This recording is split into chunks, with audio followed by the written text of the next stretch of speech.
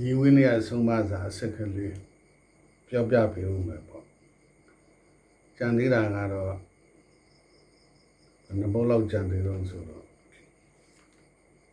အဲ့တော့အားလုံးစုစုပေါင်းဆိုလို့ရှိရင်တော့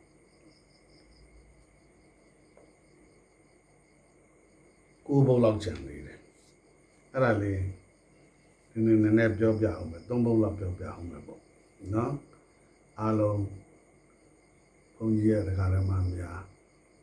ဒီ TikTok ဗီဒီယိုကိုကြည့်နေကြတဲ့တရားဓမ္မများဒီတရားဓမ္မများဘုဒ္ဓတရားစီခြင်းအကျိုးလားလိုက်နာကျင့်သုံးခြင်းလည်းကျင့်သုံးနိုင်မှုရအကျိုးလားရည်ရွယ်ပြီးတော့မှပြောခြင်းဖြစ်ပါတယ်ငယ်တော့ကသင်ငယ်ဖတ်ခဲ့မှတ်ခဲ့မှုတဲ့စာလေးတွေကိုငယ်မှုပြန်တဲ့အနေနဲ့ပြောပြတာဖြစ်ပါတယ်ချစ်ဖွယ်သောစကားကိုဆိုတတ်သောအဆွေခင်ပွန်းတို့၄ယောက်နဲ့ကျေးဇူးဆောင်ရွက်တတ်သောအဆွေခင်ပွန်းဆက်၄ယောက်ဆင်းရဲမှာกว่าချမ်းသာမှာပြည့်အဆွေခင်ပွန်းဆက်၄ယောက်အဲ့ဒီ၃မျိုးကိုပြောပြပေးပါမယ်ချစ်ဖွယ်ကိုသာဆိုတတ်သောအဆွေခင်ပွန်းတို့၄ယောက်ချစ်ခင်ခင်တော့ပြောတတ်တယ်စကားကောင်းတော့ပြောတတ်တယ်ပြောတတ်ပြီဆိုတဲ့အခါကျအစစ်မဟုတ်ဘူးတူတယ်အဲ့လိုပုံကုံတို့တွေအမှုကျင့်တွေကဘယ်လိုလဲဆိုတော့မကောင်းပြုခွင့်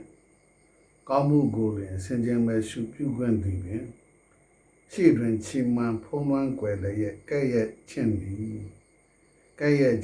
လေးအင်ပီယဘာနီသည်ကျေးဇူးဆောင်ရွက်သောအဆွေခင်ပွန်းဆက်၄ယောက်မိလျော်ဆောင်ရှောက်ဥစ္စာမိလျော်ဆောင်လာဥစ္စာဆောင်ရှောက်ဘေးရောက်ကိုးကွယ်ပြုဝယ်ရှိကနဆဥစ္စာချီးပေးလာသည်လေးပြဥပကာရတိဆင်းရဲမကွာချမ်းသာမပြတ်သောအဆွေခင်ပွန်းဆက်၄ယောက်လျိုးဝဲစကားကြားစီတုံလည်းရဲ့သူလျိုးဝဲ၍ဘေးတွေ့မစွန့်မတွန့်တော်ပါသူကိုညာလည်းရဲ့ကိုယ်သက်စွန့်မြောက်ဤ၄ယောက်ကညလောက်ချမ်းသာဆင်းရဲသည်ဒီကနေ့တော့ဒီညလောက်ပါပဲအားလုံးကိုယ်စိတ်နှပါချမ်းသာကြပါစေ